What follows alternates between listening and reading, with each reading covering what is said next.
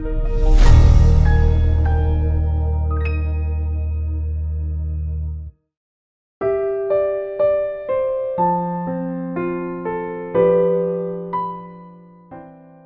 pagi sahabat Saroha yang dikasihi Tuhan kita Yesus Kristus. Sebelum kita mendengarkan firman Tuhan untuk hari ini, kita terlebih dahulu berdoa. Kita berdoa. Kasih karunia bagimu dan damai sejahtera yang dari Allah Bapa di dalam Kristus Yesus Tuhan kita. Amin. Sahabat Saroha yang dikasihi Tuhan kita Yesus Kristus, firman Tuhan yang menjadi renungan kita untuk hari ini tertulis di dalam Imamat pasal yang ke-19 ayat yang ke-18. Demikian firman Tuhan. Janganlah engkau menuntut balas dan janganlah menaruh dendam terhadap orang-orang sebangsamu, melainkan kasihilah sesamamu manusia seperti dirimu sendiri. Akulah Tuhan. Demikian firman Tuhan.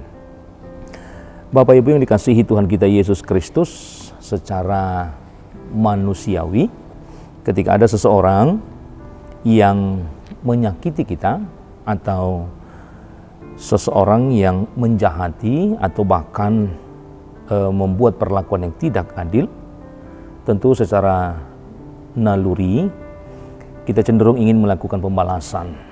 Kita pasti akan menyimpan dendam ketika apa yang dia perbuat itu mengganggu atau membuat kita sakit hati. Bapak Ibu yang dikasihi Tuhan kita Yesus Kristus, dendam di hati sewaktu-waktu pasti akan meledak ketika itu disimpan di dalam hati.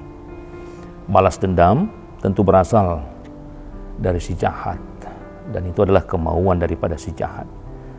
Sebenarnya balas dendam berasal dari ketidakmampuan seseorang untuk mengelola suasana hati dan juga kemarahan di dalam hatinya. Maka balas dendam tentu sekali tidak akan menenteramkan dirinya dan tidak akan membuat suasana tenang di dalam kehidupan seseorang. Jadi bisa kita katakan tidak ada gunanya ketika kita menyimpan dendam dan juga dengan tindakan kejahatan, bahkan lebih buruk dari apa yang kita terima dari perbuatan seseorang. Karena itu hanya menunjukkan bahwa kita tidak lebih baik darinya, atau juga bisa kita katakan kita sama bodohnya atau jahatnya dengan orang yang menyakiti, yang memperlakukan sesuatu tindakan yang membuat kita sakit hati. Dalam artian, ketika kita melakukan suatu pembalasan dari perbuatan seseorang, maka kita bisa dikatakan tidak jauh lebih baik dari orang yang melakukan itu. Atau bisa kita katakan kita termasuk sama bodohnya dan jahatnya dengan orang yang menyakiti kita. Sahabat Saroha yang dikasihi Tuhan kita Yesus Kristus, hanya karena dikuasai oleh dendam, kepahitan dan kebencian, kehidupan kita tidak bisa menikmati kebebasan yang ada di depan mata. Andai saja dalam kehidupan kita tidak dikuasai oleh satu kebencian, tidak dikuasai oleh satu amarah di dalam kehidupan kita, tentu saja kita bisa menikmati kebebasan di dalam kehidupan kita. Menurut Imamat 19 ayat 17 ini, orang yang mendendam pasti memiliki hati yang tidak bersih. Biasanya pikirannya akan dipenuhi dengan rencana-rencana jahat, maka akan memunculkan keinginan membalas sakit hati. Maka itu juga yang seringkali membuat orang tidak bisa untuk berpikir jernih. Semakin mendendam, semakin dibawa kepada tindakan jahat lainnya. Ini seperti mata rantai yang saling terhubung dan tidak pernah putus. Sahabat Saroha, sebagai orang Kristen, sedini mungkin kita juga harus perlu menyadari akan berbagai kerugian yang pasti akan kita dapatkan atau yang kita alami bila kita juga masih saja menyimpan bibit kepahitan, kebencian, maupun juga dengan dendam.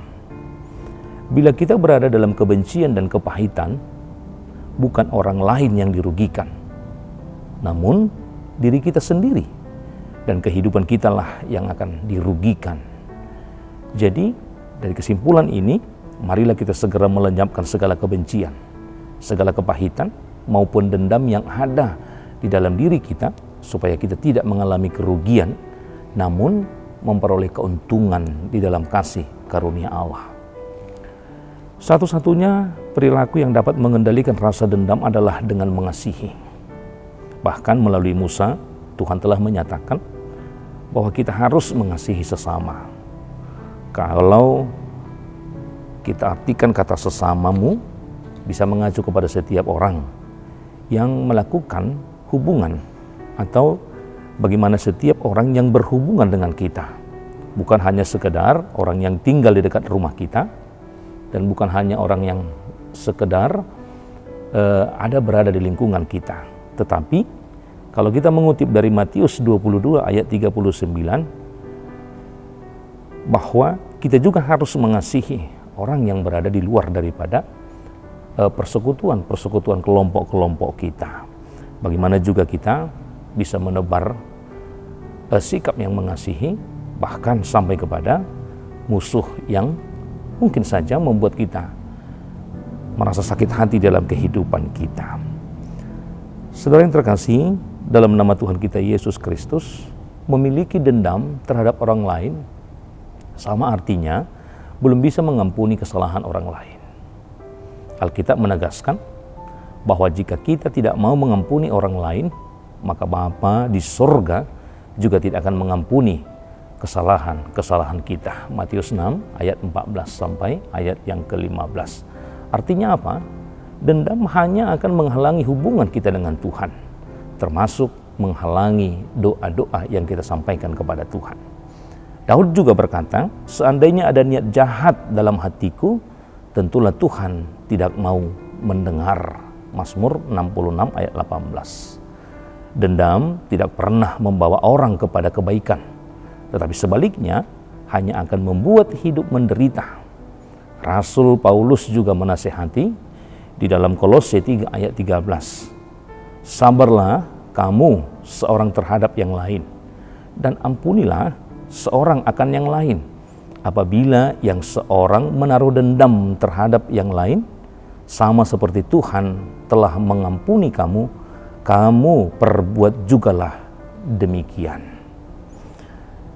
Kita harus berani mendoakan setiap orang yang menyakiti, berbuat jahat, berlaku tidak adil dalam kehidupan kita, sehingga sikap tenang untuk menghadapi situasi apapun, bahkan ketika kita merasa terancam, adalah sesuatu yang sangat penting. Maka kita diperlukan dewasa dalam menimbang setiap hal yang akan kita lakukan, dengar atau rasakan. Ingatlah akan sabda Tuhan di dalam Roma 12 ayat 19, dikatakan bahwa pembalasan itu adalah hakku, akulah yang akan menuntut pembalasan. Firman Tuhan yang menyatakan di dalam kehidupan kita.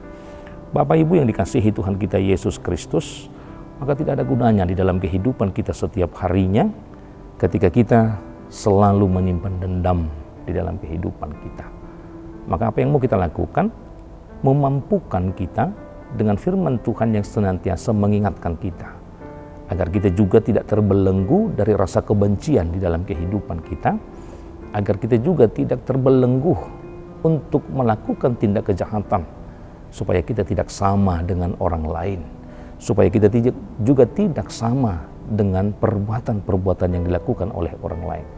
Tetapi kita harus berbeda, tetapi kita harus tampil berbeda, seperti apa yang Tuhan sudah perdengarkan di dalam kehidupan kita, bahwa setiap pembalasan itu adalah hak Tuhan di dalam kehidupan kita, dan kita hanya boleh melakukan apa yang Tuhan ingin perbuat di dalam kehidupan kita adalah mengasihi juga bahkan orang-orang yang jauh berbuat ketidakadilan atau menyakiti di dalam kehidupan kita.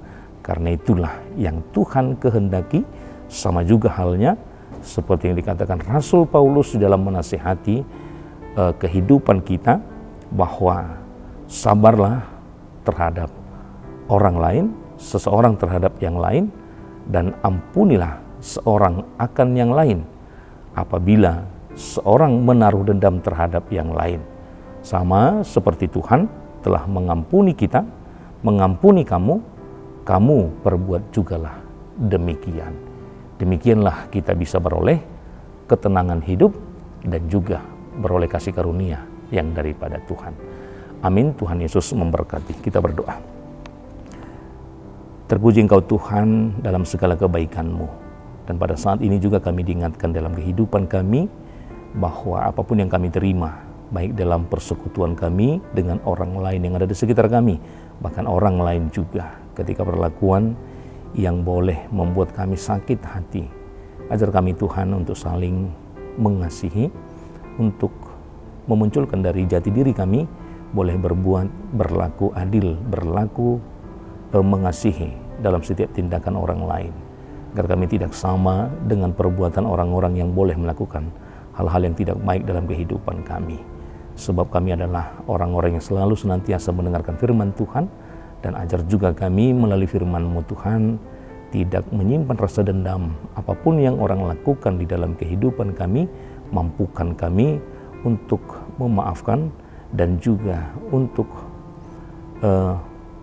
memakai setiap kehidupan kami bukan sama dengan mereka, bukan sama dengan apa yang mereka perbuat dalam kehidupan kami, tetapi kami senantiasa melakukan apa yang Tuhan inginkan, yaitu saling mengampuni yang satu dengan yang lain. Untuk itu Bapa berkati setiap kehidupan kami juga, apapun yang akan kami lakukan, senantiasa kuasa Tuhan yang memulai dan mengakhiri segala perkara dalam kehidupan kami, agar itu juga boleh kami nikmati di dalam kebaikan-kebaikan Tuhan. Terpujilah nama-Mu hingga selama-lamanya.